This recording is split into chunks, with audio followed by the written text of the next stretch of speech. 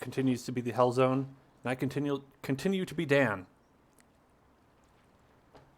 And now that I'm sufficiently steamed, I'm gonna just play my dumb anime game here, Genshin Impact.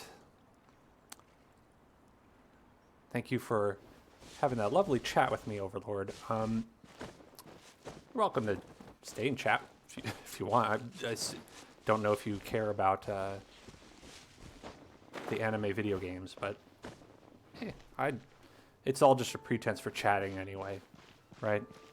All of this Twitch business, no one goes here for expert level play. I'm sure some people do. You certainly won't get that here. I promise. I can promise that.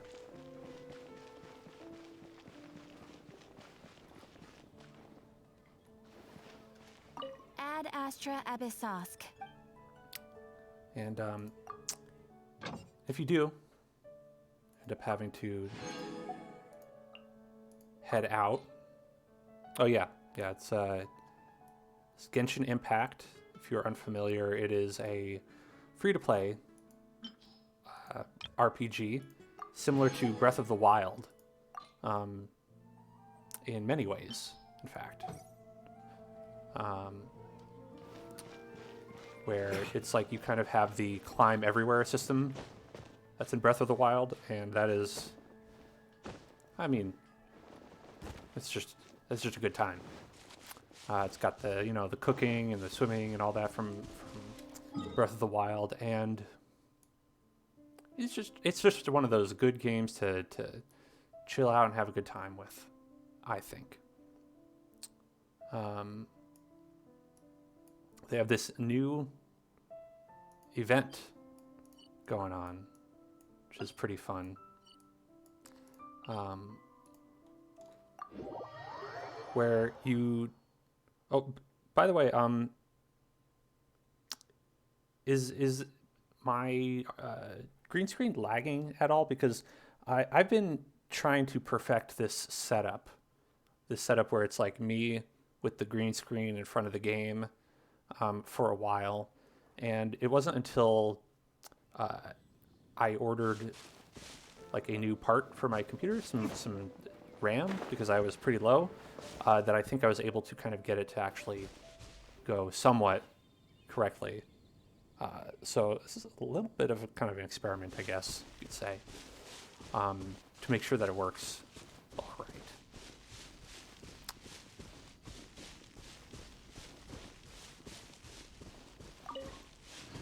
Picking up pine cones.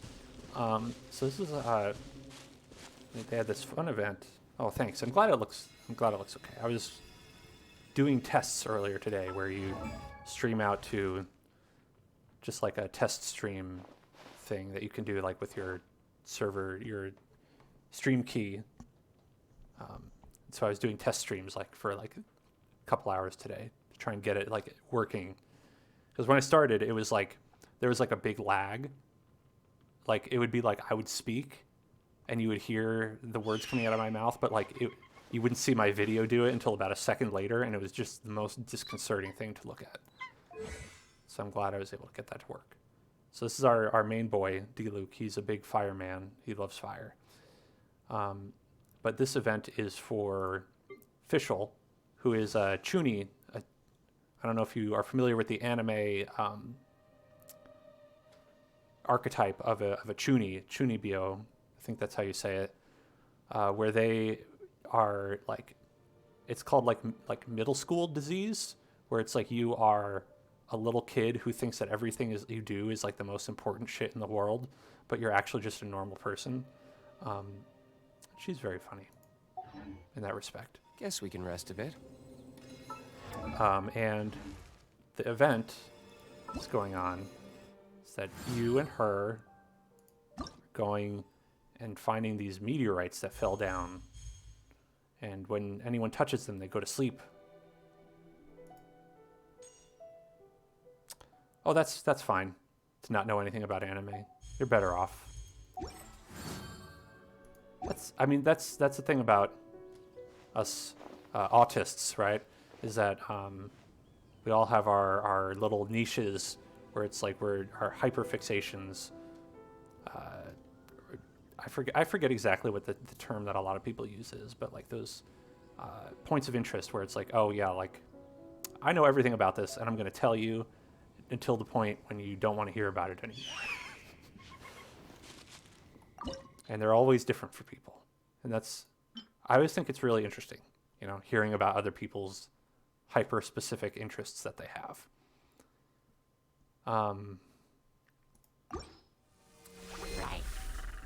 It's like someone I follow on Twitter, theirs is New Japan Pro Wrestling, Sarah Kerchak, and I think that's her name?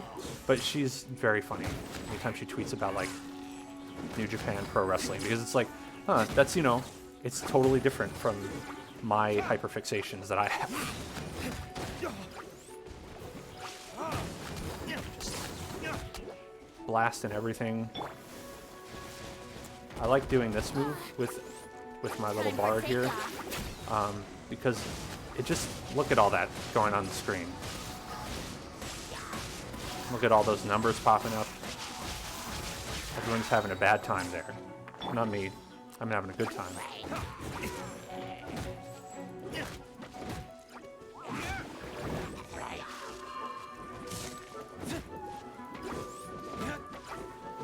So this one will just like pop up random enemies, and you have to like kill them without going outside the circle.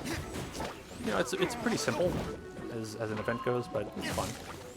I like that they tried this. Oh, learning about religion and philosophy. That's pretty cool. I'm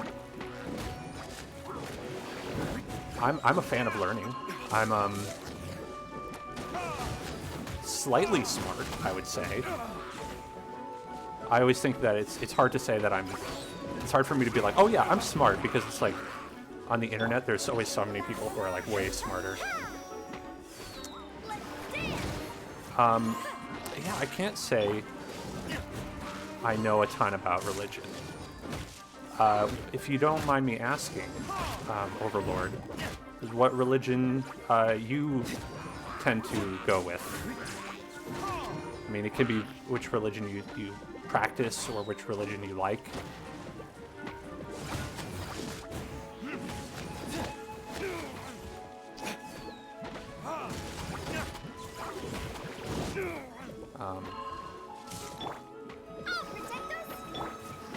There's a lot of them out there.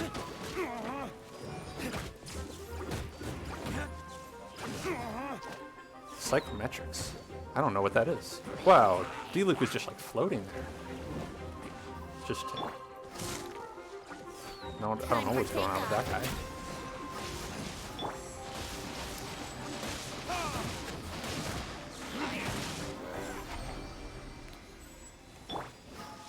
Okay, you are a Luciferian. More advanced religious scholars would consider me the autistic version of Christian. Interesting.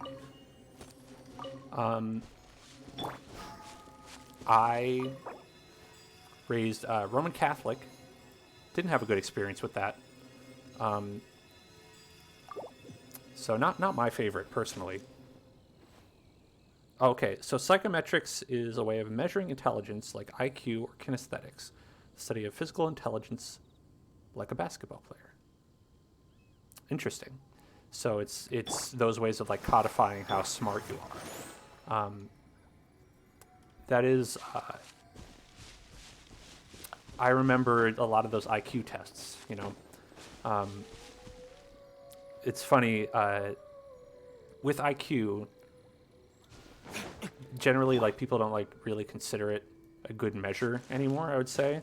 But, like, back when I was growing up, they did. So we always had to take these IQ tests. And I took one, and it was like, they have a line where it's like, when you get this amount, you're a genius. And my result was 1 point below genius. So it's like, sorry, you're not a genius. You're, should have tried harder, I guess. Should have had a better brain if you wanted to be a genius. You're just 1 point away, so sorry. And it's like, the idea that it's like, that exists as a concept where it's like, I wish I could say you're a genius, but nah, no, just 1 point off. Sorry. I think that's probably a pretty good argument for why maybe it's not really something to get into too much, right? This is the really, truly good part of this event, is that they just give you a bunch of things to get because you can buy in the store, and so I am poor as hell on this game. Guess we can rest a bit. I have, let's see, how much money? 100,000, and I can use that up right now if I wanted to, in like 2 seconds. Let's dance! Yeah, IQ is generally untrustworthy. I agree. It started in the basement of Stanford, and back when it was popular in the 70s, you could pay Mensa like $50 and you could get a certificate saying you're a genius. Damn. I have $50. I could be a genius right now. What am I doing? That's a very funny anecdote, Overlord. Yeah, I don't really put any stock into those things anymore, as I think like a lot of schools have stopped too. I've heard that a lot of schools even have stopped doing like a lot of the standardized testing that I had to do back in the day, which I think is fantastic because those were terrible. I mean, I could do another 2-hour stream right now about how like terrible like education is in terms of like adapting to people who have different special needs, you know. Especially my school, like just to top level it for you, my school had just a general special ed. So it was like whatever you have, if you are any kind of special needs, one class, just all pack into this one room, and we're just gonna try and make it work, I guess. Which is not what I needed at all. That was 0% helpful for me, because it's like, you know, I was being pulled out of regular class for this, and I felt like I was actually getting behind in school because of how they kept pulling me out of class to go to this like the special education, where they would just kind of do just general, like they taught idioms in that class is primarily what I remember, is that it would be like they would teach you like, what does it mean if someone says something is not your cup of tea? What does that mean? And they would just like teach you what it means. If you're wondering what it means that it's not someone's preference. So that's important facts that I learned in my special education class. But one day I was getting behind, and when the teacher came to get me out of class, I was like, no, I'm not going. I need to learn math. I'm in math class right now. We're learning stuff about fractions. I need to know about fractions. And it ended up being like a big thing where she got mad at me, and she's like, you have to come with me. And I was like, no, I literally don't. And and then like kind of the whole class was just like kind of staring awkwardly at me, and I was just like, man, I as a kid should not have to like struggle for the privilege to learn math. But you know, that's what it is. But I didn't have to go to special education after that. And that teacher always like kind of gave me the stink eye every time I saw her after that in school. And that was pretty awkward. But hey, at least I know how to use fractions. Over almost everything you've learned in life is self-taught. Wow, that's impressive.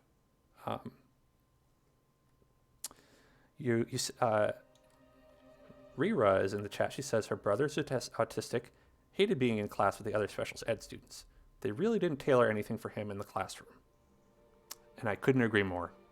That if that's not exactly my experience too, like it's a hard ask, right? To say like you take a school and you want them to accommodate for you, and when you're autistic, everyone is different. Everyone has different needs. But I think there has to be some kind of middle ground there between lumping everyone into one class and being like, I don't know, learn some shit, and giving everyone special attention, even if you can't do that. I mean, I think maybe our special education system should be funded well enough that you could do that, Maybe you could like take some money out of the budgets for war and for the police, and you could put it into special education and education in general. I don't know. Maybe, I don't know. Oh, Rira, you got put in ESL class when you were in first grade because you're Asian. That is awful. I'm sorry. I am in a relationship with you, and I didn't know that. That's that's on me. I'm gonna say that's on me. I think I will get started with the wolf. Head on down to the wolf. Yeah. So Reva said that she complained and then she got to stay in class normally. I guess that's how you do it, right? It worked for me, worked for you, Reva. So I guess if you are watching this and you're like, man, how do I get about, like, how do I get out of this situation? Just stand up in class and refuse to go. Be a problem. That's my advice to everyone who's autistic. Be a problem. It's fine. Overlord asks, could you tell me a bit about your experience with specialists and psychiatrists diagnosing me with autism, the symptoms I've had, and the treatment that I and others have done for it? And I would be happy to talk about that. So diagnosing, I was like 3 years old. So I'll have to say that I don't remember. I believe the human mind does not retain memories until about the age of 4.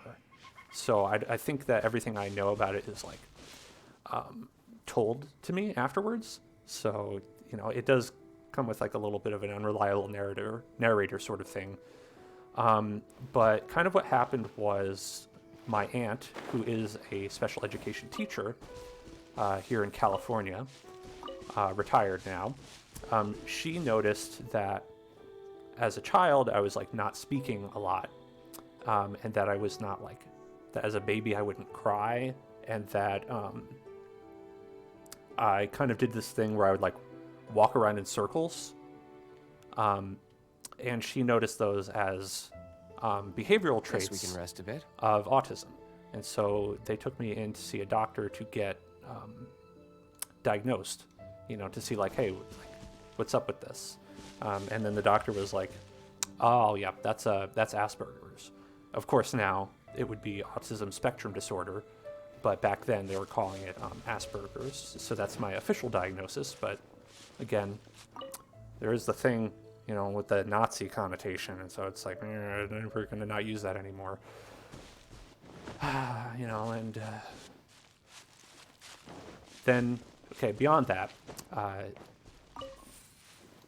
seeing psychiatrists was something that was not covered by insurance or anything. And I did not receive financial assistance. I received kind of nothing because people like, when they got Asperger's at the time, it was like considered not really autism. It took me a long time to like be able to be like, yes, actually this is autism, because you kind of had to wait for public opinion to like catch up on that, and I had to learn that as I got older.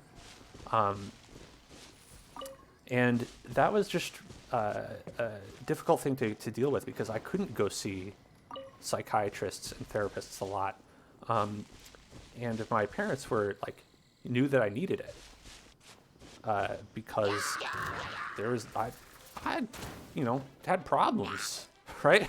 I mean, you have problems adjusting to the world sometimes. It's how it is. But it's like we couldn't really afford it, so we had to do like a lot of like group therapy and stuff. And the group therapy is kind of when I was like interacting with mainly a lot of other people who had Asperger's, and it was only other boys. And so that's kind of like where you get that feeling, like it's like, oh, are there no women who have this as well? Is it just a male only thing? And of course, it is not, but definitely at the time it was being diagnosed that way. And a lot of women my age are actually underdiagnosed in a lot of instances. And that's, I've repeated that before, but I will repeat that every day because that is an important thing. And people should be on the lookout for that. Anyway, then I would say after the group therapy, which did not really work for me, because similar to how being in special ed class didn't help, like that kind of like broad spectrum, like here's where we're just going to talk to everybody, like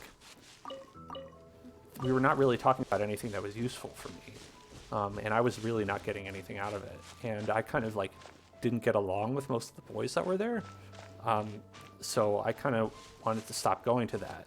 And my mom was like really kind of like, well, I don't know what to do about that because we can't really afford non-group therapy,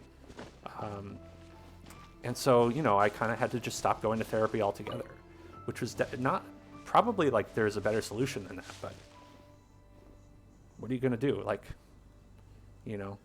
no one gives you a handbook on how to do this stuff correctly. So, I think that aside from a lot of the issues with that, along with therapy, that I definitely would have like benefited from going to some like more like just regular old talk therapy, which is kind of what I do now, that that a lot of the stuff is kind of covered more whole cloth by medical insurance. Is that just going to regular ass talk therapy is pretty helpful. And obviously it's not a one size fits all solution. That's not going to work for everybody. Like, of course, like there are people for whom I'm sure like group therapy works very well. But, if it's not working for you, if you're like in a bad one, there's also therapists that are good or bad. It can be tough. It can not work or not work based on that alone. And then beyond that, let's see, you also wanted to know about symptoms I've had and the treatment that I've done for it. So I'll say that a lot of the treatment as I'm an adult ends up being treatment for anxiety and depression, because I'll say I developed that. And it is my belief that I've developed that as a result of kind of just the difficulty in adapting to the world. So, if you are an autistic person and you feel like you have maybe some sort of depression or anxiety, it is very, very possible. And I would focus on treating that, because I've done that, and honestly, I've been a lot better, I think. I don't think I would have been able to sit up here on a stream and talk for 4 hours if I was not being sufficiently medicated. I think I would be lying down on the couch and crying currently. I think, yeah, what time is it? Yeah, it's about lying down on the couch and crying time right now. So definitely good to get that checked out and worked on, is to talk about stuff. Therapy, psychiatrists, if you need to talk to psychiatrists, if that works for you. And symptoms growing up were just a multitude. It's hard to really get into that too much. Like we're talking about even when I was 3, like doing the walking around in a circle thing. I didn't know about that at the time. I definitely did that like as a child, like growing up.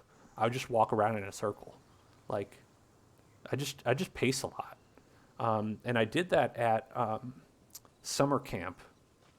I remember like a lot of the kids were off playing, and I was at summer camp because my mom had to work, and there was just like a tree, and I was walking around on the tree, and I was like walking around in a circle around the tree, like stepping on the roots. And then like all the guidance counselors came over and they were like, "The fuck are you doing? You're being weird." And I'm sure I was. I'm sure it's not, you know, a lot. It's definitely not standard behavior, I guess. But I wasn't hurting anybody. But I definitely, I mean, I remember that to this day when I was a grade schooler and I was like made fun of by camp counselors for walking around in a circle. Like, you know, it's a lot of stuff like that. Like anytime you do something that's slightly off, people would really kind of skewer you for it. And I think that's where a lot of the anxiety comes from, is having that learned environment where it's like you are trying to interact with the world in a normal way that you would normally do and naturally. But then people are like, I'd prefer if you acted in the same way that everyone did. Rira says that one of his symptoms was continuously picking up sticks outside. It was oddly specific. I did that. I picked up sticks outside my house. We had some real big sticks, and I was like, this is a cool stick. And I would pick it up after school, and then, you know, like I would try to like do stuff with the stick where I'd be like, I wonder if I like whittled it. Could I make it into like a cool wooden sword like Link has? Oh, Overlord says that you did a lot of stepping on roots. Could do that for hours as a kid. That's so... I love hearing about that shit. Thank you for telling me. I love hearing about like when people had like those strange, weird fixations that I had, because it feels like, it's like, yeah, of course. Why not step on some roots? Sure. You know? I appreciate that. All right. And I'm gonna fight this wolf.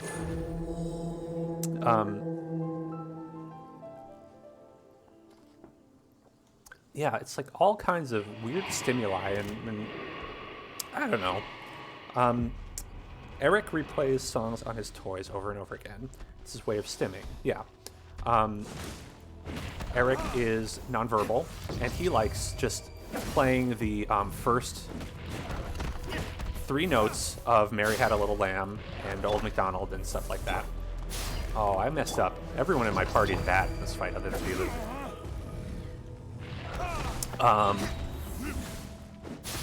And I'll say it's not especially fun being around and hearing, like, you know, the first 2 notes of Old MacDonald over and over and over and over again.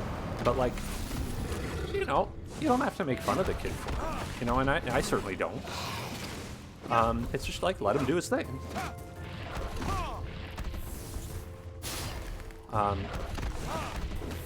You know, and it's like, who knows why people like movies. One funny thing that I have heard, like a commonality, is like people will sometimes like quote things, right? They'll sometimes parrot things that they've heard if they're autistic. That's like something that autistic people like to do. And one thing is movie quotes. So, excuse me. That's something that I would do as a kid. And specifically, one quote that I would say a lot is like when in Toy Story, when Woody Allen is like, "You are a sad, strange little man." I would say that. I don't know why. It's just I like the way it sounded. It was fun. And I would say that to people. And of course they would be like, "Why are you calling me a sad, strange little man?" And of course I'd be fine with it. I'd be like, "It's from the movie. You know, from the movie." And I read this just like a random article, like when apparently someone growing up, their brother who was autistic would just call them a sad, strange little man all the time. And I just thought that was hilarious, that it was like, oh, not only did we both repeat the movie quotes, we all both repeated the same movie quotes to our brother, making them upset that we were calling them sad, strange little man. Just weird, fun stuff. I don't know, like, I don't know if there's any greater meaning in any of it. It's just fun to hear about, like, because it makes you feel like a little bit less alone, right? To know that other people quote Tim Allen, despite Tim Allen being a terrible human being in it.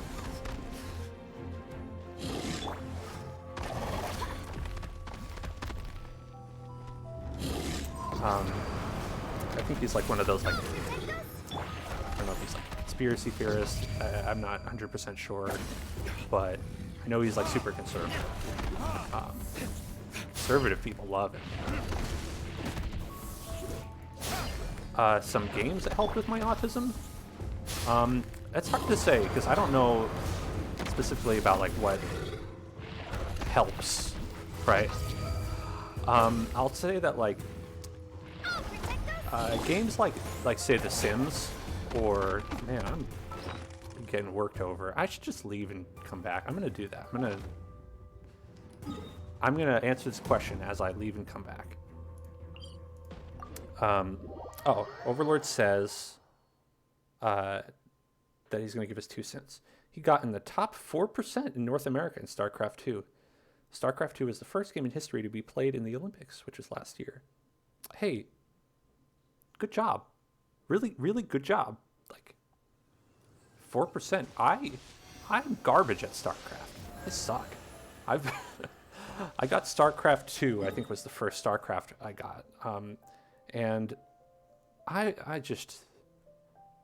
could not hang in the wood tier, in the low ranks. It's just, man, there's too much going on in that for me. I'll say things that helped me like understand the world better, or at least feel like I understood the world better, were things like The Sims, things like Persona, anything that had like the social link system. Because I would be like, oh, okay, that's how you make friends, right? You talk to people, you build up your social points, you rank up, and then you're friends. And and I would go and I would be like, okay, I had a good conversation with that person today. I bet I earned some points. It's a positive point increase. I have to just keep doing that, and then we'll be friends. And I'll say that that is not how the world works. I know this now. Don't worry for me. I'll say that it helped me to have a framework for talking about how to interact with people, which I think was helpful. I don't think that actually doing that with people is at all a good idea. I'll say that I did not gain many or any friends in middle school, so... they say that using social points is an indicator of Machiavellianism and psychopathy. I will say that it is common to attribute autistic people with those traits, but I do not think personally that means that they feature them. I think that there's a degree to which a lot of people will be like, oh yeah, like autistic people have no feelings, when in reality, like they experience things differently sometimes, right? Like me not understanding that that's how friendships work does not mean that I am a sociopath, because I'm not. I happen to love people very much, and some people I don't care about, and that's pretty normal. I've actually had a conversation, like, one reason therapy is good is that, like, a conversation I've had with my therapist is I've been like, I was like, hey, am I a sociopath? And I feel like every autistic person has to have that conversation with their therapist sometime, where they're just like, hey, what's going on here? Like, I just want to check. Is there a test you can do for that? Can you, like, give me the sociopath test? Because I feel like, you know, I have those traits. I hear about, like, you know, all these serial killers. It's like, maybe, am I a serial killer? And then like everyone I've heard talk about that, right. So actually your point, Overlord, of saying that you don't murder people is very important, because I will talk, every time I talk to someone who's had this conversation with their therapist, usually the answer is, do you kill people? Do you want to kill people? Would you act on that? And it's like, no. And then it's like, well, then you're not a psycho killer. And then it's like, do you love anyone? Could you love anyone? Is there any example of you feeling love in your life? And it's like, yeah. Then it's like, okay, well then you know you're not a sociopath because you're able to feel that emotion. It's okay if you don't feel that for everyone. Yeah, Reba says that she's even asked if she's a sociopath. Okay, well, I mean, I guess sociopaths feel a full range of emotions. Okay, that's valid. Sociopaths are valid. Oh, okay, I'm thinking of a psychopath. Right. Okay. It's hard to come up with all the correct details when you're speaking from off the dome. So, yeah, so if you want to explain autism by being like, oh, like you said, ever heard of a psychopath that they can't feel empathy or emotion like that, except to get fixated on things and don't murder people. I think that is, it's good to have like a funny way to talk to people, because I think when you're having a social interaction with people, having kind of a quip helps you get through it. And I think that's a form of masking to a degree, because I don't think that a lot of people would describe that like to themselves if they were like really getting into it and really wanted to like talk about it. But like, you don't want to just talk about it to like, your Uncle Jeff, right? Your Uncle Jeff, you're like, I just want to get out of this situation. Yeah, Big Bang Theory, right? Ha ha ha, yeah. Like, there are different situations, and different situations call for different things, I think.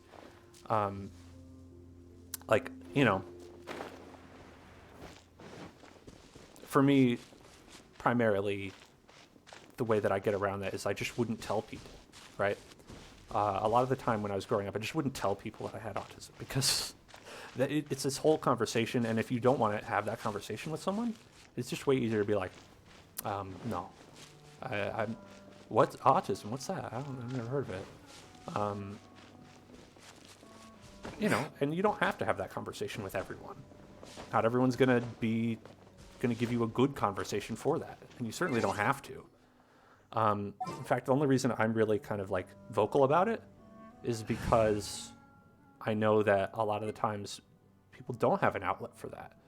They kind of like just have to like, just be like, well, I don't know who to talk about this with, so I'm just going to not talk about this with anyone. And that's not always fun. So, I'm like, hey, if I can be here and chat with people who are autistic, think that they might be autistic, it's like, sure, like I'm a good. I still have a lot to do at the guild. Good to chat. Take a rest while I go back? Overlord says that you weren't diagnosed with anything until you turned 17. Next thing that you know, you've got 9 mental illnesses diagnosed, told more to come, and 2 of them are untreatable and uncurable and considered a damn near death sentence. I am sorry to hear that, that you have, that you're going through that. I hope that you're able to have a good quality of life, a good long life, and getting diagnosed when you're 17. It's more common now. Like I said, with the problems with underdiagnosis, I think people were pretty bad at this stuff. At least back when I was growing up. I don't know how old you are, but over 17, so probably old enough where it wasn't that great when you were 3. In fact, I'm probably lucky in the sense that my aunt, who is, we would see quite often, is a special ed teacher and had interacted with autistic people. So she was like, I see one. I still have a lot. I spotted an autistic person. How about you take a rest while I go back? You want to get a ton of face tattoos and be a total weirdo your whole life? Overlord, I say go for it. I am not someone who can make decisions for other people, but all things being the same, I think people should adjust to autistic people, not the other way around. You know, be yourself. Guess we can rest do a what bit. you love. Get a face tattoo if you want a face tattoo. Be a weirdo if you want to be a weirdo.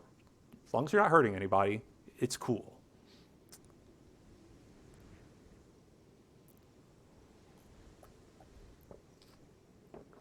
Oh, I told Rira that I was autistic the first time we met. And that was because she was cool.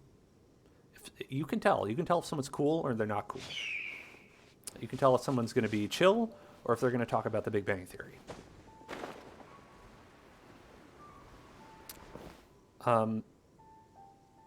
So I understand the feeling where you're like, yes, hello, I must start this conversation by saying I have autism. I understand feeling I still that have way. a lot to do with the guild. How about I think you it take a all rest while I depends go on back? how much you've been conditioned to kind of mask those feelings. As someone who went through the school system and had that ABA therapy, had a lot of that like drilled into me is like that the way you cope is by masking, is by seeming like you don't have autism, that masking is a lot easier for me. It's not that it should be easy or it should be something that you do. It's just that I do it sometimes without thinking. There's a lot of instances where I've talked to people and I've been like, oh, I have autism, you know, and they've been like, oh, I didn't know that about you. I wouldn't have guessed. You don't seem like an Guess we autistic can rest person. a bit. So for me, I have that possibility to hide and to mask if I want to. And that is in some ways a privilege and in some ways a very large cause of anxiety. And this is a big topic in the autism community where you'll talk about both sides of that and the different kinds of stress that you get from either one. You know, I think that neither one is a good solution of neither one being having to mask all the time and getting anxiety from that versus not being really able to bring the mask Knights of and having Favonius people with you treat you next time. differently because of that. I think both of those suck and should change. And you say that you don't mask anything unless you can tell the people you're around are ridiculously backwards, like the ones that don't believe in mental illness. And that's probably a good idea in the sense that you never know if those people might hurt you, you know, because those people are probably pretty far gone. Like, I've definitely been around people where it's like, I know that I absolutely cannot be weird around we this can rest a person bit. at all, or that's going to be bad news. And so I'll do my best to be like, hello, yes, I'm a normal person. I'm doing normal person things. But of course, you know, you can also go the other way and be too normal, where it's like, you're like, what's wrong with that guy? What's going on? You know, and I know that, like, you know, I use the word normal. I understand neurotypical is the correct word to use. Sometimes I say normal because I've just been told so much in my life, like the normal word, where it just feels like whenever I'm talking about the opinion of someone who's neurotypical, that often it's like the word that comes to mind that they would say is normal. So it's like always, it's like I always hear that word from other people, right? So I do try to get better about it and try to say like neurotypical. When I'm talking to people who are cool. Leave it all to me. All right. Now this team, I know we're focusing a lot on this game Odds right now. reveal time. This team is the one. This team is the good team.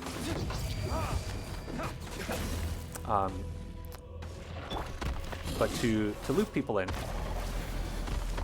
watching this, it's an element-based game. So this Ice Wolf, as you can imagine, he loves ice. He does ice stuff. And I was using I must leave no an ice stone character unturned. and a water character And if you use a water character, you'll get frozen. And if you use an ice character, nothing will happen. So I had to fix that. And using a fire character, very good.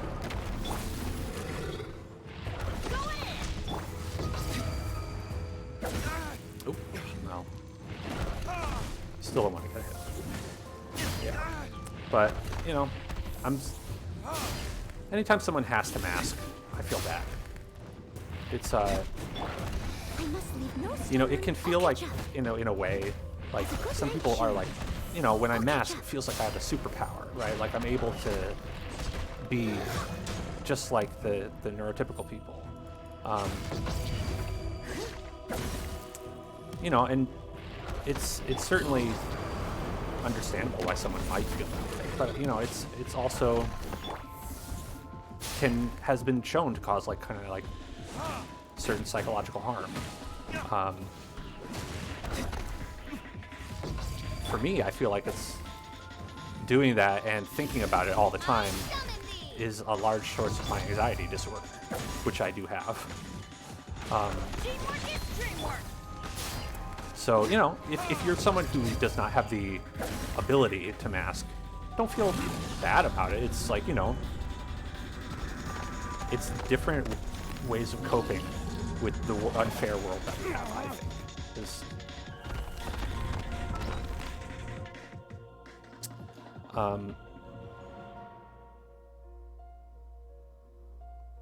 When Overlord says that when he was younger, his mother was the type that didn't believe in mental illness at all and just said, just be a man. Yeah, that's kind of what I'm talking about. It's like that'll give you that pressure where you're like, you're always kind of having to deal with that and go through that.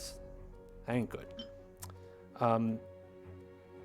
It developed recently decently well-formed mask. She was college educated and worked in the prison system, so her job and life degree relied on reading people. What resulted from that was a mask that essentially acted on its own volition, like constantly changing being that existed all on its own, thinking I'm luckier than most for having that gift. It's kind of what I'm talking about, is like, you have that persona that gets built up, where it's like, this is how I'm going to act when I want to act like I'm normal. And sometimes you just stop thinking about it, and it just is there. And that kind of masking, I found, it comes back. You know, it comes back to get you at certain points, with anxiety disorders, with, you know, just ways you don't think about. I try to mask as little as possible in my life today. And, you know, it's part of why I try to talk about it as much as I can. Because it's like, hey, I went through that. You know, I lived a life of masking, and I took the mask off. I said, hey, I'm just gonna be me.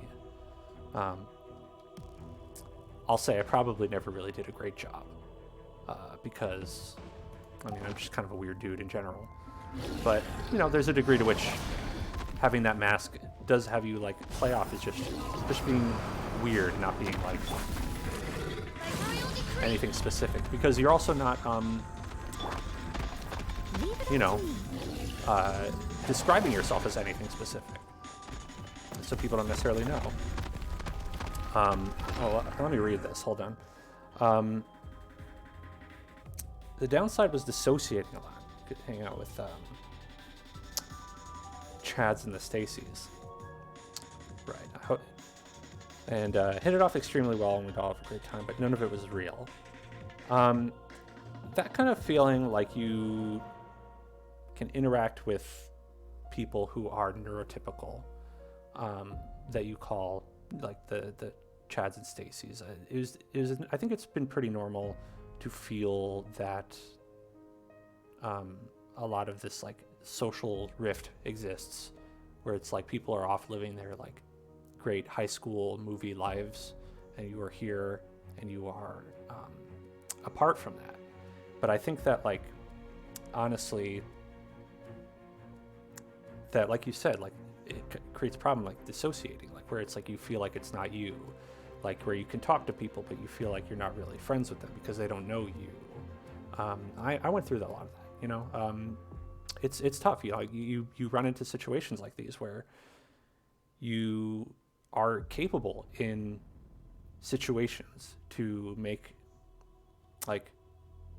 believe you are neurotypical, but that only really ever benefits other people, you know. I feel like it never benefits me when I do that, even if it's like in the immediate, you know, I'm like, oh yeah, like I had a good social interaction, everyone thought I was cool, everyone like was okay with me, no problems. Right, yeah, they're off living their high school movie life. You're spending prom night reading the Bible.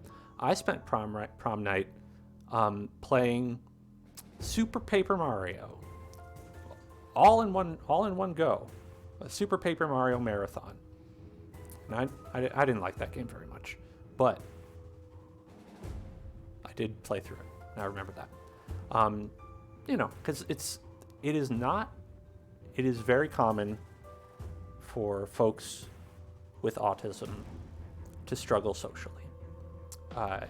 You know, ask any mental health professional, they'll say so too. You know, it's a fact of people not making accommodations, you know.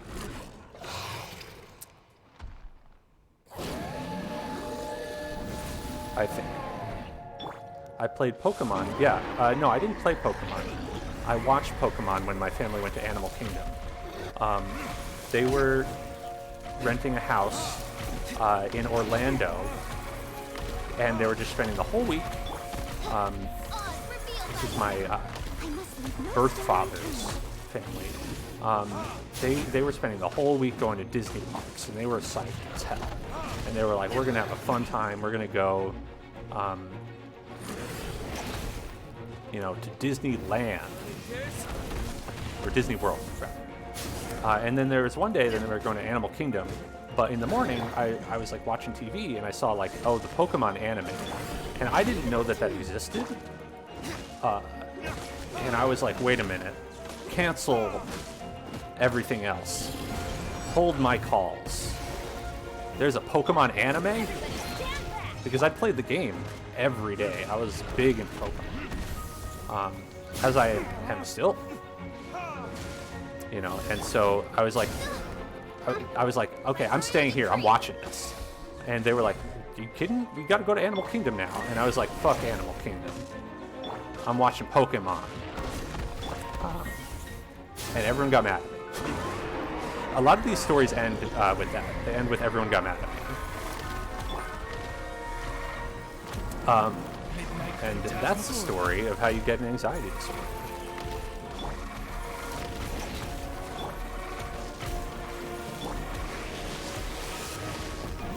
But I did stay home. I won the battle.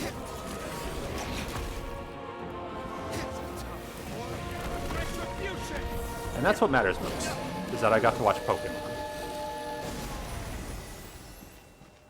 Hey, I beat that. Whoa, look at all this shit! Look at all my shit!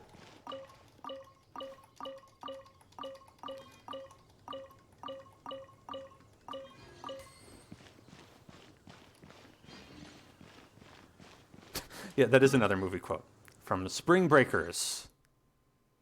I feel like that was not as popular a movie as it should have been. Spring Breakers was so funny. I don't even know if it was supposed to be funny. I have to believe it was supposed to be funny. Yeah. The movie quote from Spring Breakers is, it's, what's his name? James Franco. He's like just this drug man, a drug dealer guy, and he's just like jumping up and down on his bed full of like all of this crazy expensive stuff, and he's just like, look at my shit, look at my shit, look at all my shit. And it's just it was just funny because he's like, doesn't care what it is as long as he has his shit. Yeah, it was definitely the best scene from the movie.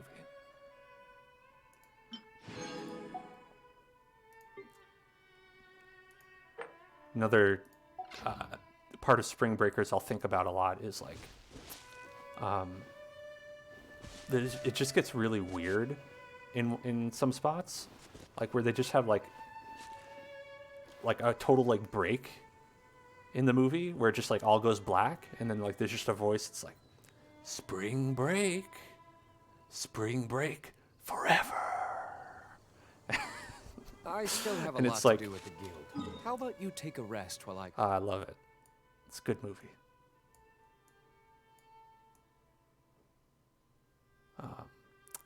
And they added a new fight here that I want to do. James Franco does have some Tommy Wiseau energy.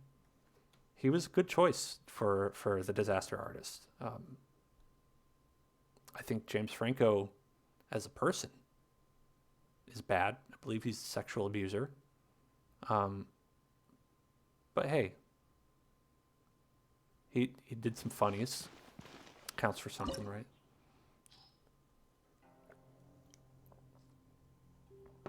Yes. I went to NYU for college. Somehow they let me go to college at NYU. And James Franco went there. And everyone was like, wow. He doesn't even really hide the fact that he is like really predatory towards women in like really creepy ways. And it was like, everyone was like kind of like, don't talk to James Franco. He's don't talk to that guy. Not that we could. Like, he would go to like one class and then leave, and then he would go to Columbia and teach there because he's a famous person. That's what they do. Slight spoilers for this fight, if you care about that. I assume you do not.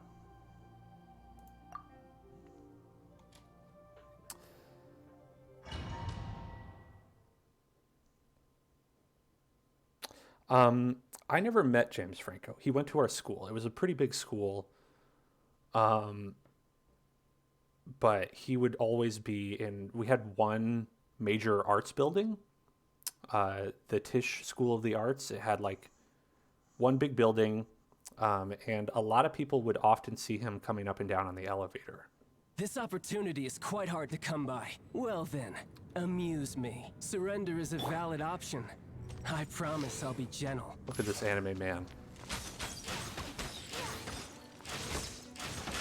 So this is a fun strategy I heard about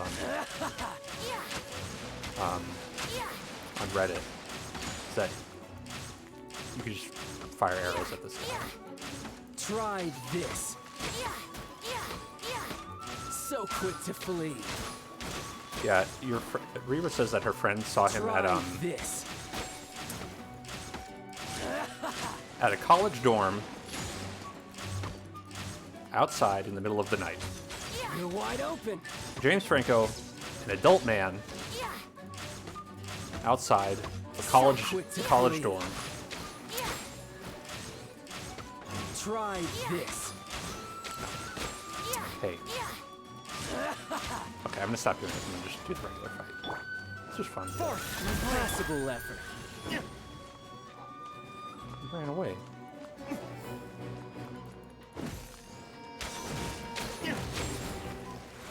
Poor timing. So quick to flee. Let's play. Wouldn't gliding be... One with my blade.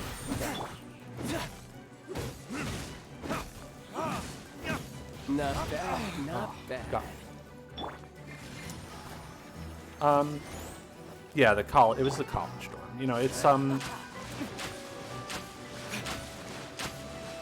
kind of thing where it's like he was just like kind of a creepy. Passable effort.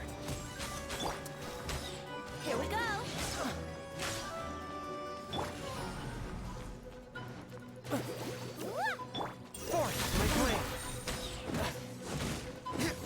some progress. Let's play. Not bad, not bad. Water glide. Guess I Let should the show take you begin. more seriously. Look at this. This anime man. He is unleashed. All you do is run. And he's revealed. He does not use the element of water. He uses the element of electricity.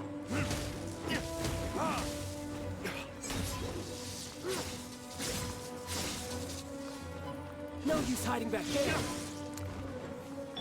All you do is Let's play. Um,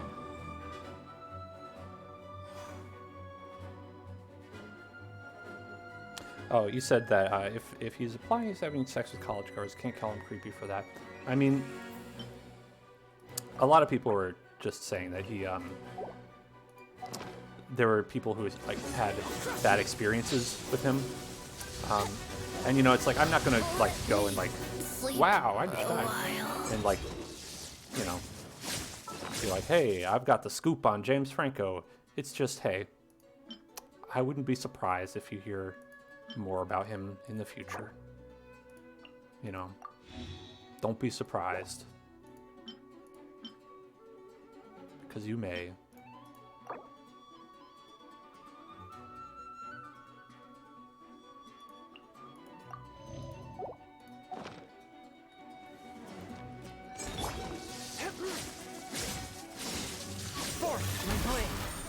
Very close run. Attack! La, la, la. Ha!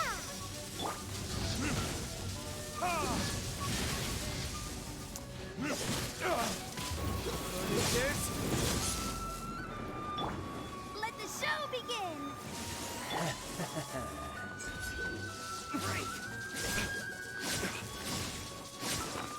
To eat food. Yeah, I took some weird classes, for sure. But you know, I mean, like that's part of like, I don't know. I feel like lucky as a autistic person who was able to like go to college, because that's like not an opportunity that's really like afforded a lot of people. I don't know why I don't have any stamina as well. Here we go. You know, just because it's like Let the show begin. a lot of the times if you are in a special education program, they're not going to give you the real high school degree. Oh, no.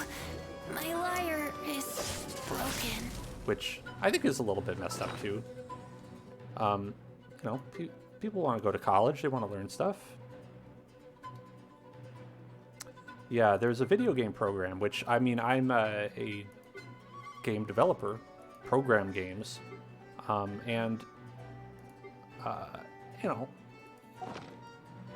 they didn't have a program in that until after we graduated, but it would have been nice. Where did I... Wow! Multiple people dying. Not good.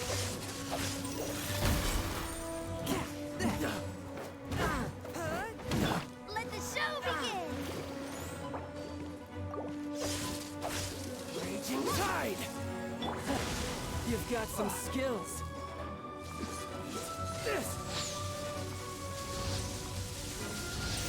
This was the end. That's very strong attack.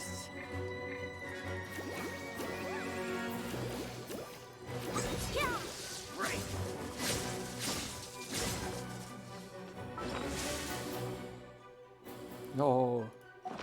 Wait longer. Something else catch your eye?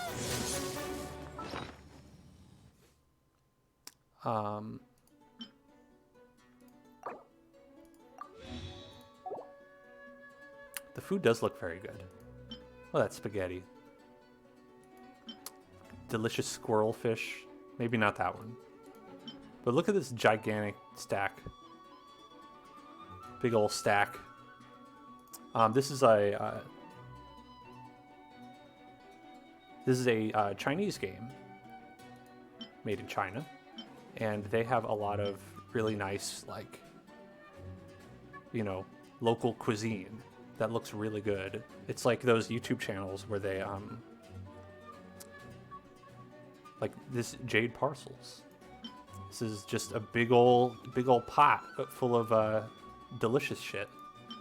Cream stew, smoked chicken, a buoyant breeze. I think I would like this a lot. Just look at that nice big thick toast. It's got like good sauce on it. It's got like the onions. That's a good breakfast. Sticky honey roast. I'm a vegetarian, so I would not necessarily eat a sticky honey roast, but they talk a lot about sticky honey roast in the game as being a delicious food that you can make. And I think that's important. I feel like that they have food that looks very good. Fantasy food. I need to eat the food to survive.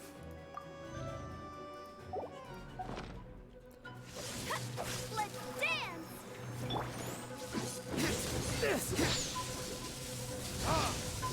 Okay. Got him. Not doing great, but I am talking a lot. Yeah, I don't know if I would eat this fried squirrel fish, but that restores the most HP, right? Look at this anime shit. He's a third evil form. Your strength is praiseworthy. I too shall use all of mine. Tartaglia, child, 11th of the Fatui Harbinger. Don't you dare disappoint me. Foul legacy, the devouring deep.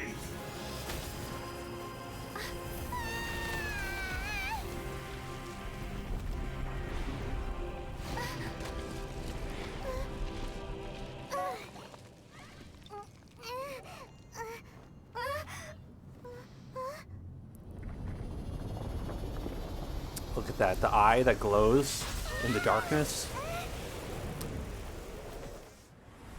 I think everyone who has, I think, is it Tartaglia? One of those is a pasta. I do know that. But as far as like character design goes, like I feel like a lot of people have like one thing where it's like if they see that on a character, they're like, I like that character. And for me, it's when anyone has like an evil eye, right? When they have like one eye that it's like has to have an eye patch on it because it's too evil to show people, and then they'll like take it off and it's like they'll reveal their power, or they always keep it closed, and then when they open their eye, that's when like the evil comes out. It's just so like, it's very gratuitous in, like, it's not like it's like, oh, that means it's a well-drawn or made character, but it's like, it's just fun. But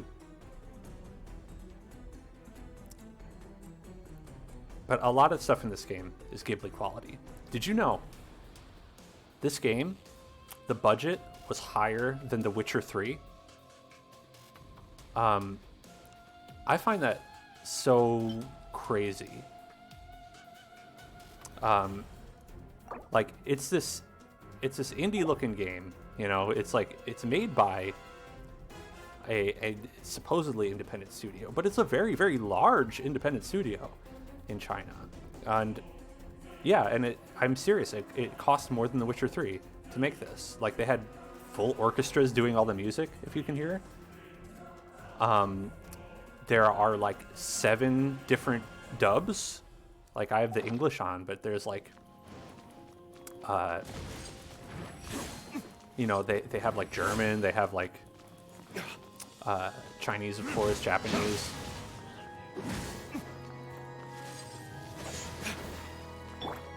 I'll protect us.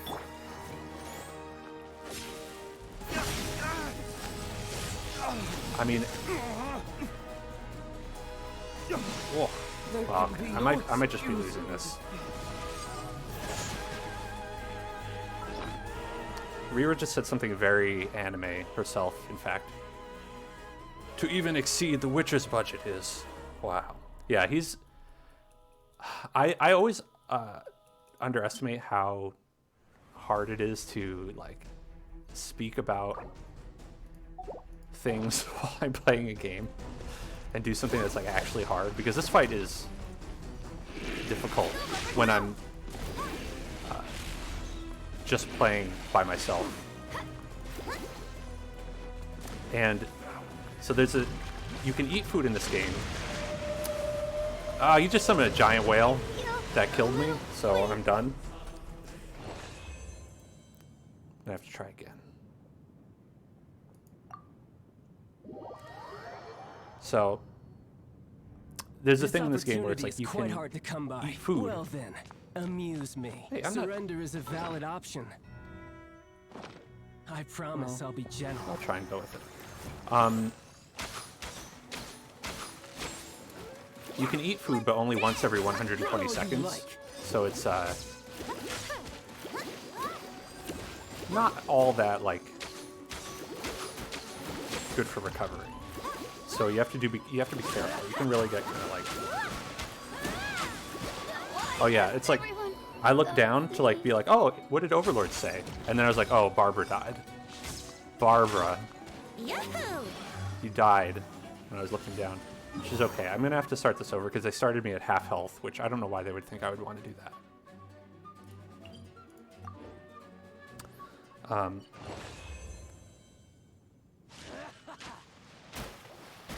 I do like Barbara.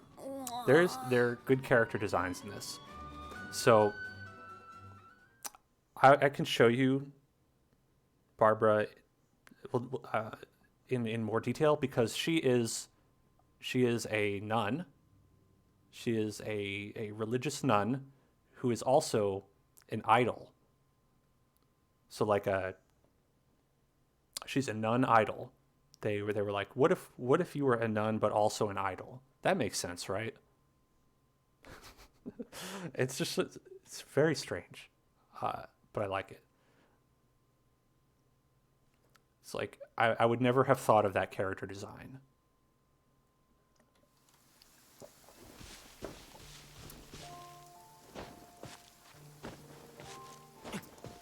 Oh, it's over here. So here we go. Yeah, so she's like,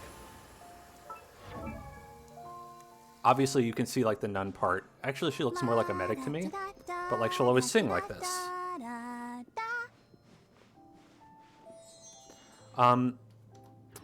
People don't make that joke, but I certainly would like it if they did.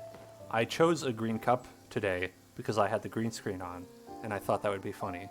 It's unfortunately not exactly the same color, so I don't think it like goes completely invisible, but if I did have one that was exactly the same hue as my green screen, I certainly would use it every day.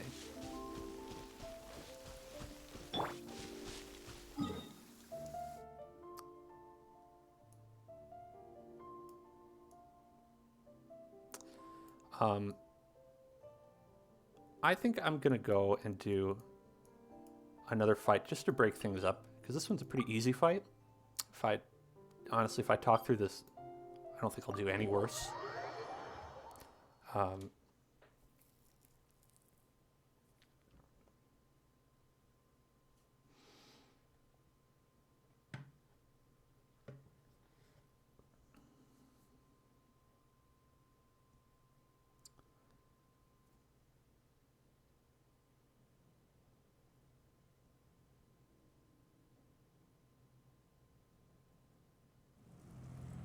That's good. I should use that for the YouTube stream. Overlord suggests I call this video "Autistic Streamer Goes Crazy and Pretends to Drink for 30 Minutes While Ranting About Virtual Food." That certainly combines a lot of the things I've been doing into one. I try to think of the most clickbaity titles for my YouTube videos that I can. Just for fun. Honestly, I would do the thing where like, you know how like you'll like look at a YouTube video and they'll have some guy making a weird face on a video, be like, "Boss Baby called me and said what?" Where I would do that if it didn't take effort, if it wasn't like, because honestly, it's funny, but takes way more effort than I want it to.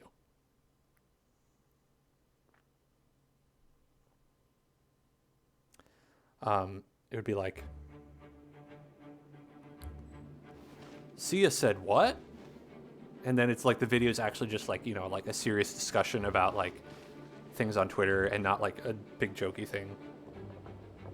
Yeah, the boss baby called me and said, why 18 plus scary? Like, I don't know what that was. I never looked at that. But I saw the boss baby thing. I immediately fell off. I never clicked on any of them. The boss baby thing.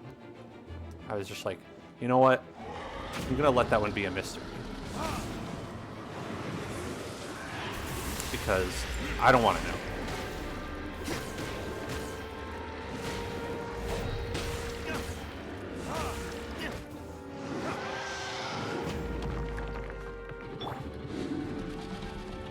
This guy help us get up and then hammer on him.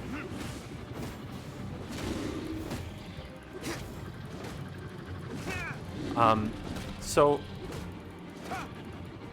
I don't know if you know about like what are they like the demons of Goetia?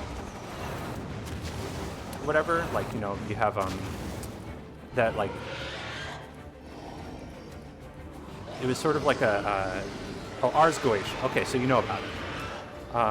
The Lesser Solomonic Keys. Yeah, so pretty much every like deity in this game is named after like beings from the Ars Goetia.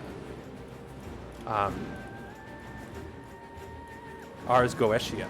Okay. So, okay, Goetia. Thank you. Sometimes I just read things and I'm like, oh, how do you say that? I don't know, I'll just guess. So you have things like, right, Morax is a character. And you have, I don't know if Dvalin is, but I think Venti is, or maybe Venti has like a character that he's like, oh, this is my real name. Just my friends call me Venti. But your little cute little friend that follows you around is like named Paimon, who is like one of the like the upper echelon of the Ars Goetia. Goetia? Still working on it. So it's like there's like kind of this like fan lore where they're like, oh, you have this fun traveling companion who's like a little baby, a little flying baby that follows you around. But actually they are the boss of the gods in the whole world. Oh, okay, so I'm gonna read this. So Ars Goetia is got major mainstream impact. The movie Hereditary is based on King Paimon. It was funny because I had a good friend at the time who was huge into Paimon. We got to laugh our asses off at an ancient deity being pictured as a spooky ghost who knocks over lamps. So, in this game, King Paimon is that little baby, that flying baby you saw earlier. And one of the 4 crown princes of hell. Yeah, so I don't know, like, at this point in the story, they've not even mentioned that. They've not even, like, really said anything about Paimon. Paimon is just like, I don't know what I am. I'm just a Paimon. And everyone's like, they're going to have a reveal where it's like, Paimon is like, oh, I'm the ultimate evil. Or maybe, like, just, like, a really powerful figure in some way. Yeah, I'm of the belief that Paimon will be helpful, as you were saying, like, you know, King Paimon is nice. But, like, no. I don't know, there's that possibility. They could always do the thing where, like, they had your companion, like the tutorial character in Undertale, be, like, the big bad in the game. I guess I shouldn't just spoil games for people who's watching, but they've done like kind of like tricks like that in games before, and that's always been fun when they're like, oh, you thought this was a fun character who was just going to like hang around with you, but actually they're the ones who have caused all the events in the game to happen.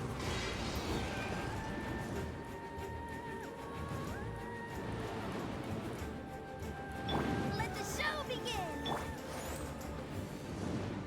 We got this guy. Oh. I love the, there's like a dodge in this game where it's like you have invincibility frames while you do it, and it's just fun to just like dodge their big attacks. Well, I'll read this too.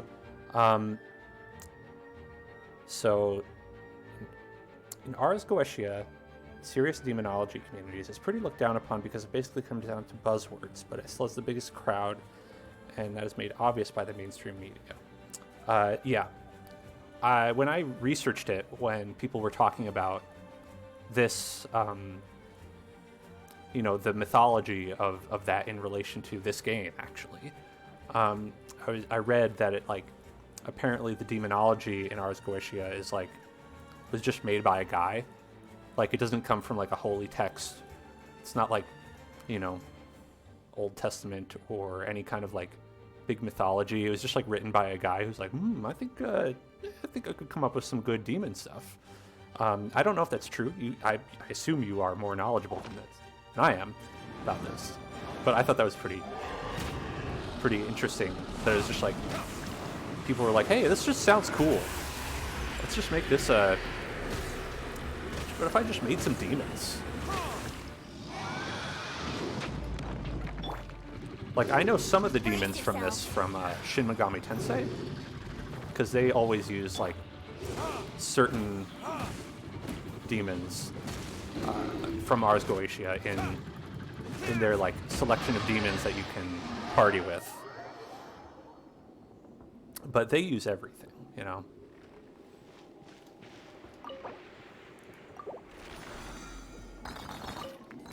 I got all this shit again!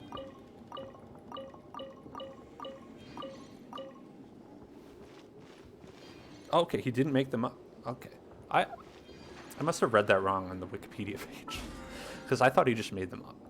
I wonder where they came from then. Were they just like people just over time like gathered them in mythology and he just like kind of documented it, or was it like a storytelling community?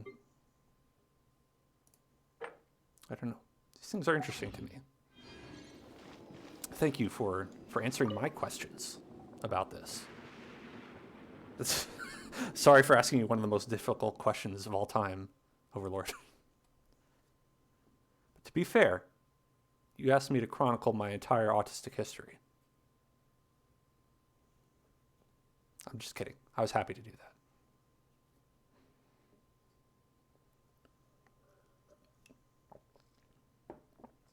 So ancient tribal religions treated religion like most other things in tribal society. I don't know how they treated other things in tribal society. Just as facts of life, things that happened.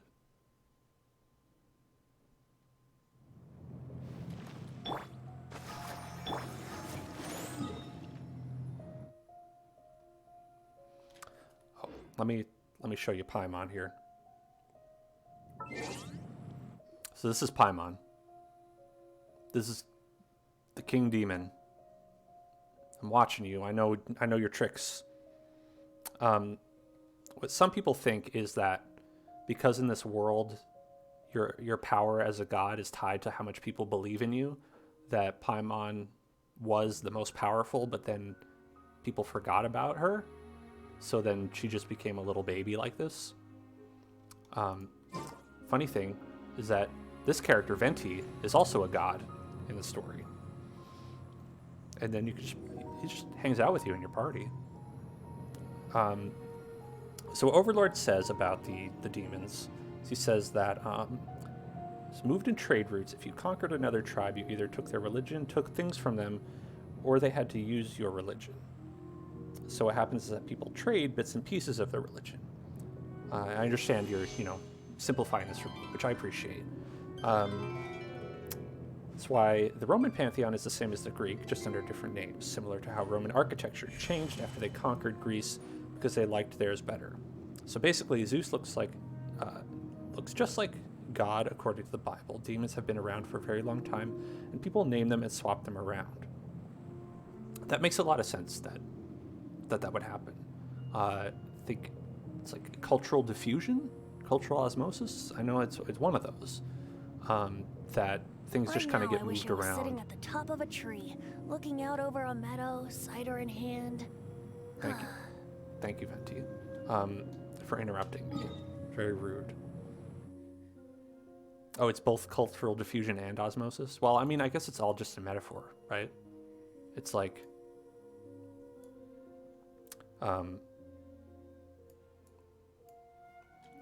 you know, it's just a metaphor representing the cultural exchange to one of the forms of like water moving to different objects. The question of why Jesus had long hair and so many of Jesus's followers had long hair at the time. The reason that most scholars agree on is it was actually a way of standing by your woman. You'll have to expand on that for me. I have long hair. People have told me that I look more like Jesus now. This is only because of quarantine that I've been growing out the hair. So you have to do something with it, right? I'm glad you like the characters' outfits. I like them a lot as myself. I think they're good. I can show you my roster here. I don't have everybody because I'm not made of money. But Venti's cute. He's like a bard.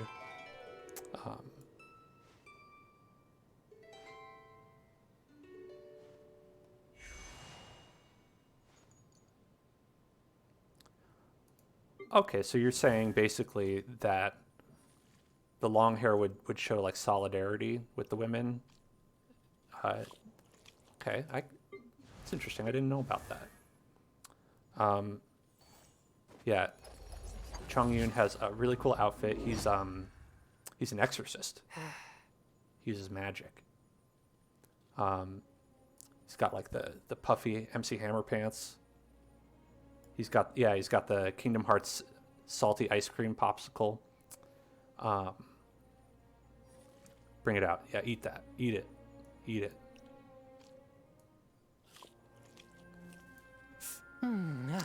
It's funny. He eats the popsicles because he just likes everything cold. He's just all about cold shit. I mean, and of course he's like an ice character.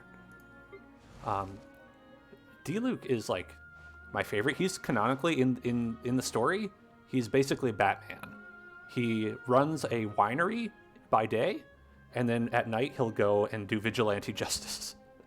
And there's like a quest where like you have to help him maintain his alibi while he's going and doing that.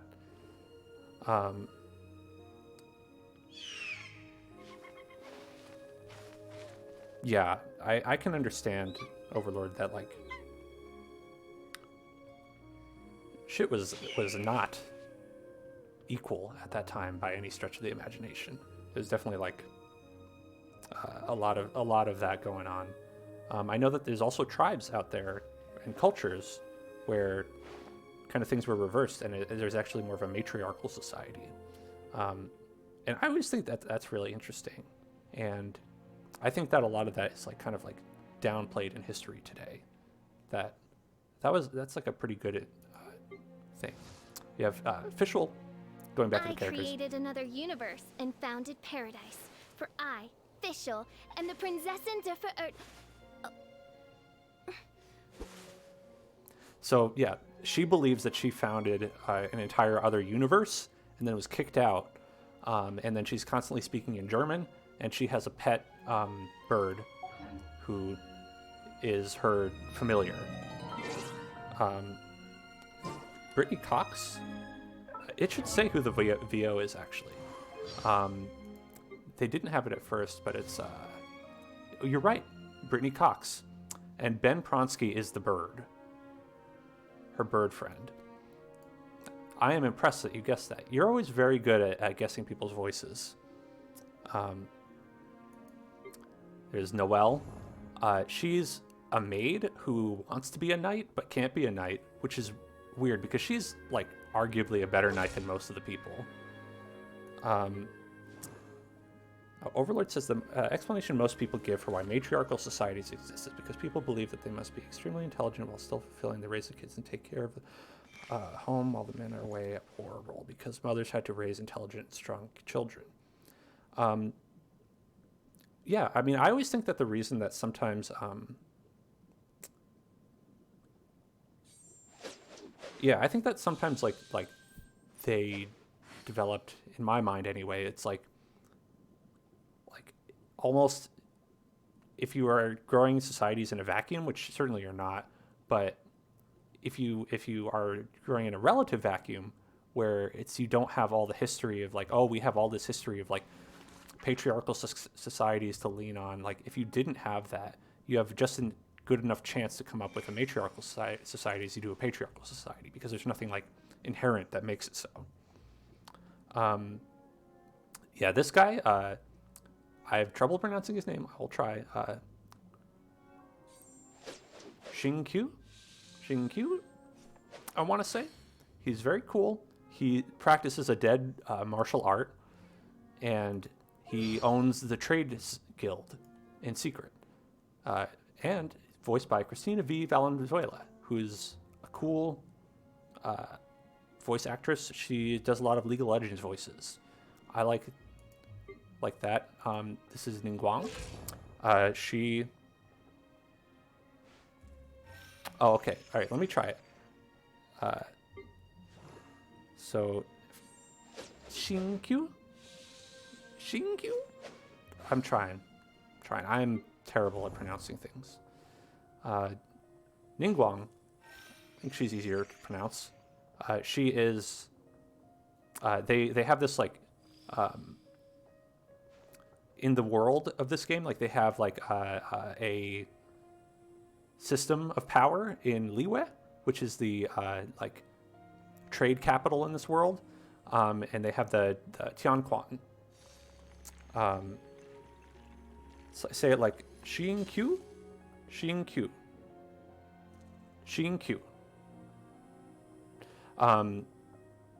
And she is like the boss of the Tianquan.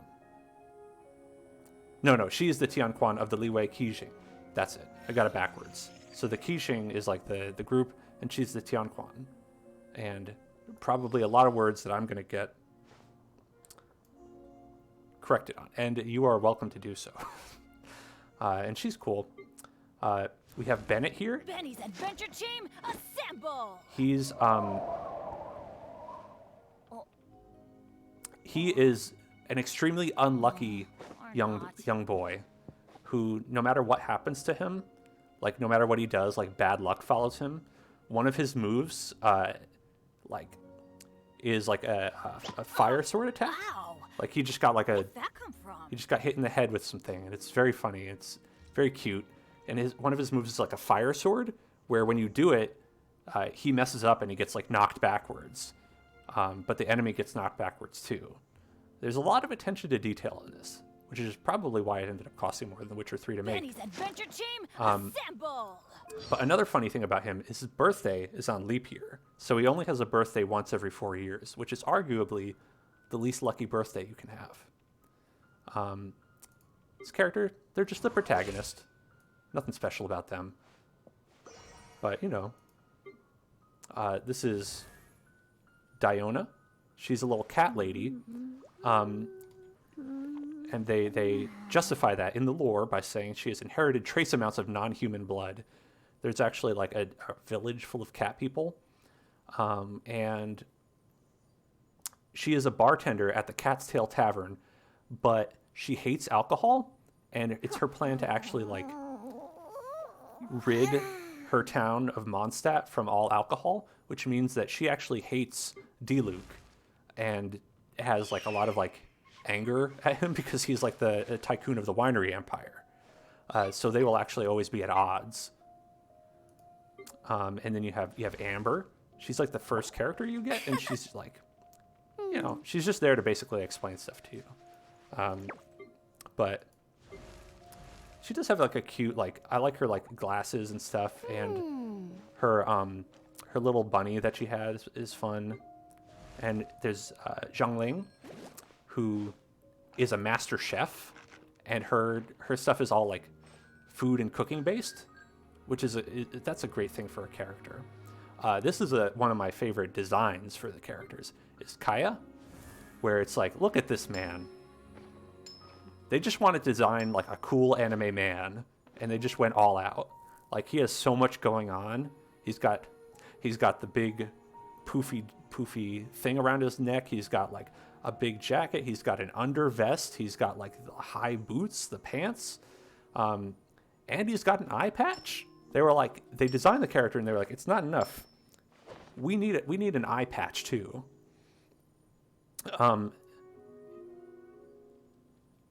Does he have knives on his scarf? I guess, what is even his scarf here? I can't parse what his scarf is. Like, this could be his scarf, but it's actually his hair. He has 5 different things that could be like a scarf.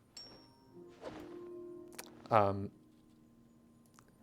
yeah, he's got a lot going on, and he is something else. Lisa is like a librarian who is extremely lazy, and anytime you try and do anything with her, she'll be like, ugh, do we have to do this? Can we go home? And that's funny. Yeah, she's a very cool design. Unfortunately, a very bad character. Yeah, it's like they have like really cool names like Zhang Ling, you know. They've got Ningguang and Lisa. Lisa Simpson. Lisa needs braces. I mean, and of course the reason for that is that there are 2, well, there's actually 7 nations, I think, and only 2 that you have access to right now. And she is from Mondstadt, which is kind of like, I would probably describe it as like kind of like medieval Germany, sort of in a fantasy way. It's like your kind of traditional sort of fantasy town, if you're thinking about one. And they have Liwei, which is their Chinese-inspired town, because this game was made in China. And they were like, yeah, we're going to fucking have a Chinese-inspired town. You know it. Of course, I will go there and I'll show it to you because it's very beautiful. But they were like, of course, we have to make it beautiful. We got to knock it out of the park when we make the Chinese land.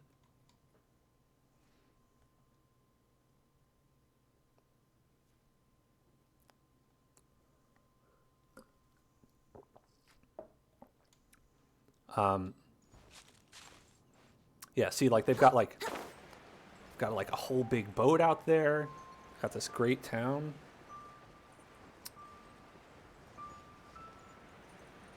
The fantasy China that they've come up with in this is honestly like one of the best parts. They have this whole storyline about like, whoop, I just took a whole lot of damage. Is like one of the gods dies, so like you just spend an entire quest line like going and doing a funeral rite for the dragon that died.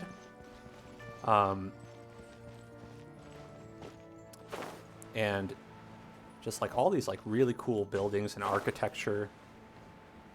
And it's just like you don't get to see like fantasy China that much, especially in video games, you know. You get to see like your typical like European fantasy a whole lot. All right, I'll see you when you get back, Overlord. And yeah, it's really great.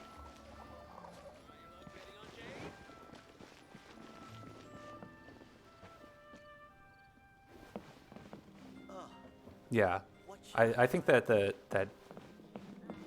Asian game companies are definitely like more confident now, making like you said, like places inspired by where they come from, their own cultures. I've seen a number of like Indian inspired games come out, and that's like really cool. And I think like they have the European fantasy game in here, or town in here, and I think that's a lot of that's because it's like they know like that's what sells, because that's what people know, where it's like, oh, you know, that's where Breath of the Wild was kind of based on that. But you can tell like a lot of the passion like went into this area. Yeah, China has tons of dragons. Like I said, the god that died here was like a big dragon. And they have this whole mythology about the dragon, like where his name was Morax, which is one of the demons of Goetia. And he created all money. So all money is called Mora in this world because it was made by Morax. And actually, there's a physical place where they store it, which is right here, where I was battling Child before and died in the Golden House. That's where they make all the money. The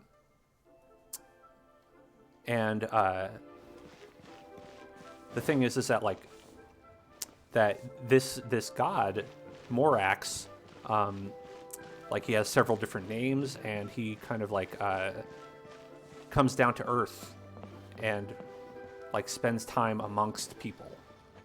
And that's like a big thing, is like is how he would spend time with people in various forms. Like he would be like a child, he would be like an old grandma at times. Yeah, and the Golden House is basically the Iron Bank.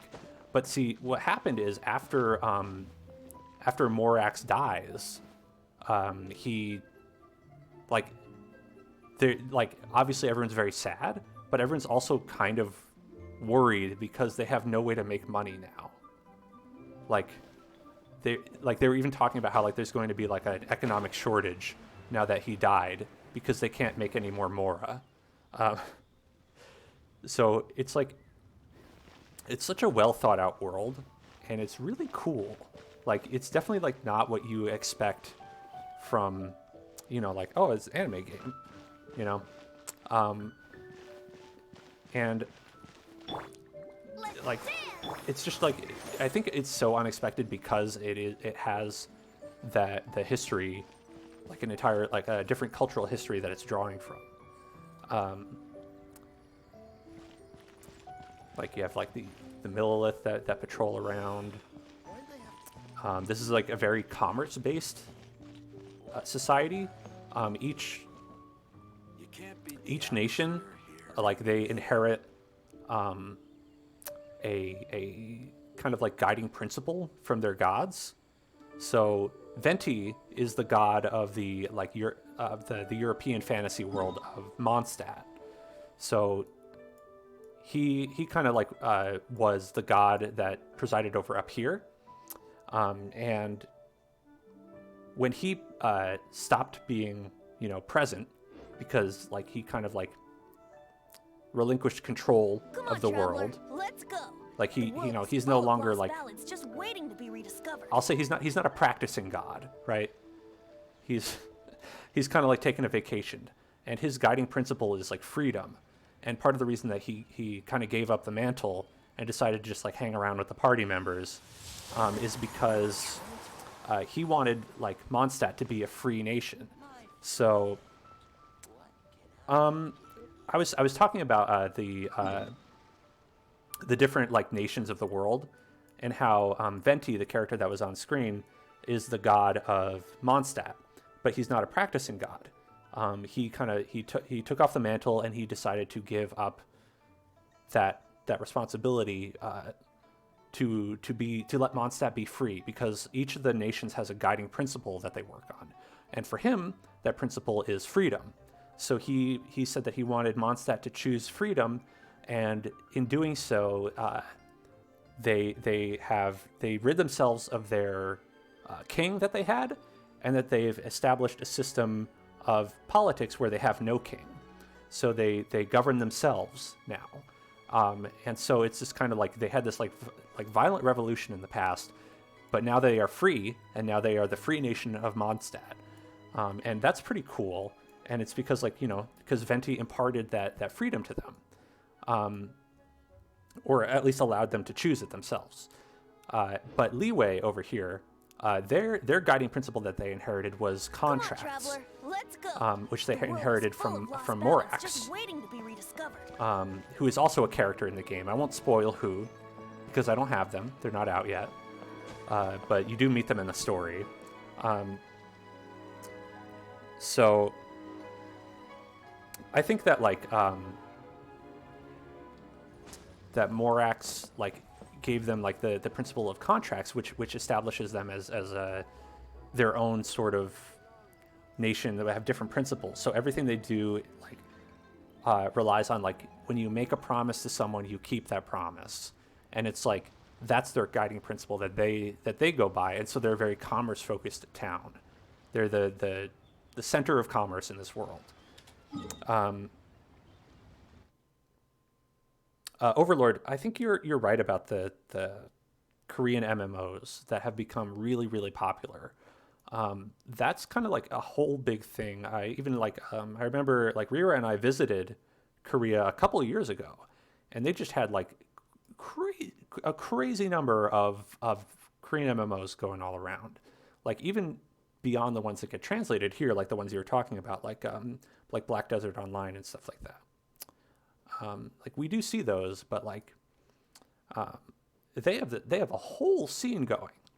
I do think that like that is definitely part of that trend though. Like that, like if you go back in the past before even that, like you did have like a lot of more like supplication where it's like, let's try and do like what the Western audience would like. But I think that in part, at least for China, I think that because of like their increased economic success, that they have their own viable markets, so they're able to like be like, okay, now we can make stuff that we actually want to make, that we can market to people in China.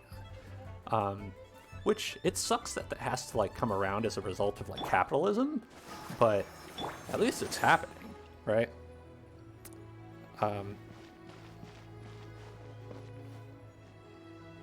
Yeah. There's a lot of Final Fantasies I think that are based on like not necessarily Western culture. I love Final Fantasy X for that. I think their world that they have, like where it's like all based on these like island nations, is super cool.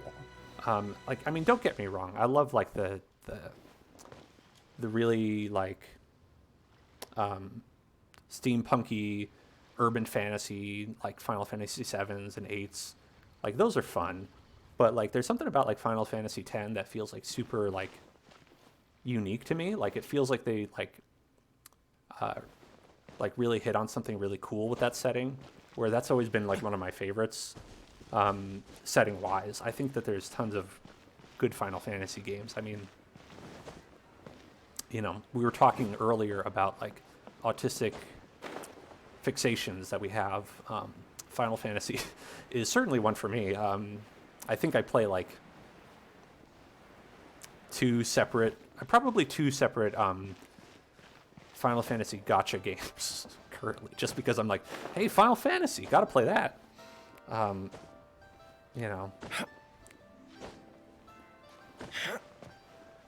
I look. What StarCraft 2 streamer do I look like?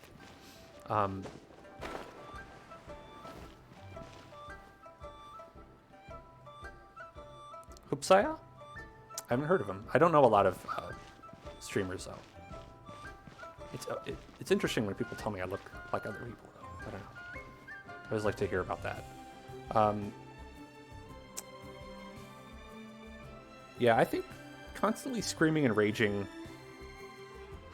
I'd say that was me when I was in high school. like I was big on the screaming and raging in high school, but really as I got older, I kind of like next time.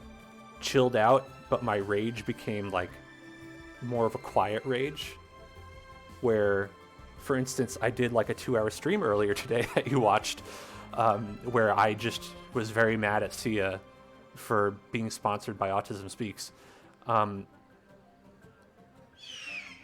You know, and it's just like, it's like I don't think I've gotten any less angry, but I've gotten less yelly over time.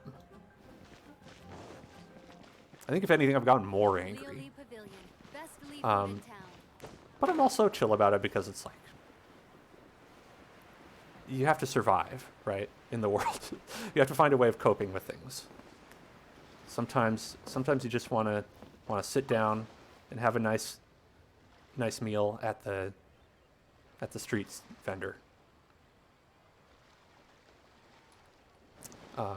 I like that. I like that they just let you sit down, chill out in a game. You know, I think that vibe is part of why this is like my chill out game. Like when I'm just like, I just want to relax, you know, just play some Genshin Impact. Because they get it. They get like, you know, you don't always want to just be moving around. Sometimes you just want to stop and look at stuff.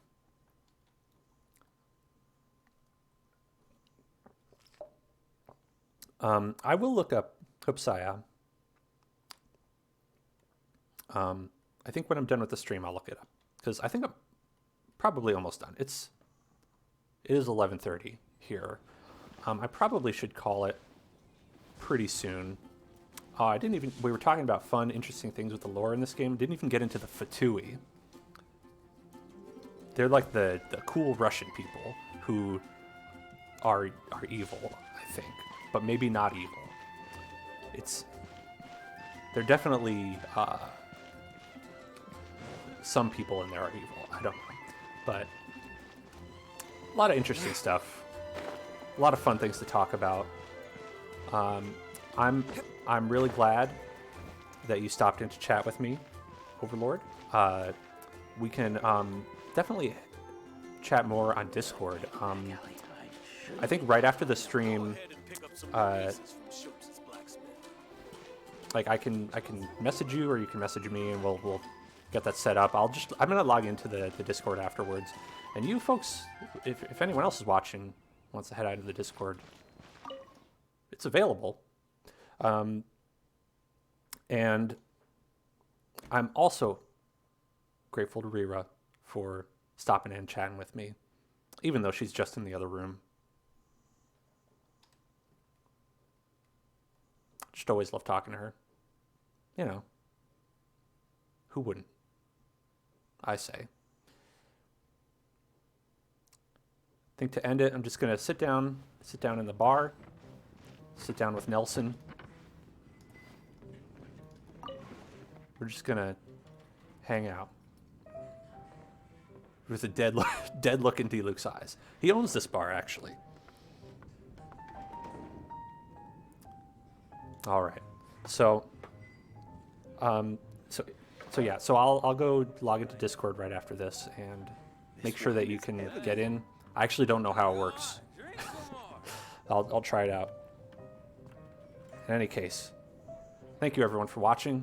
This has been a weird stream of chatting about Sia, playing Genshin Impact, all fun stuff. And it's time to end. Goodbye.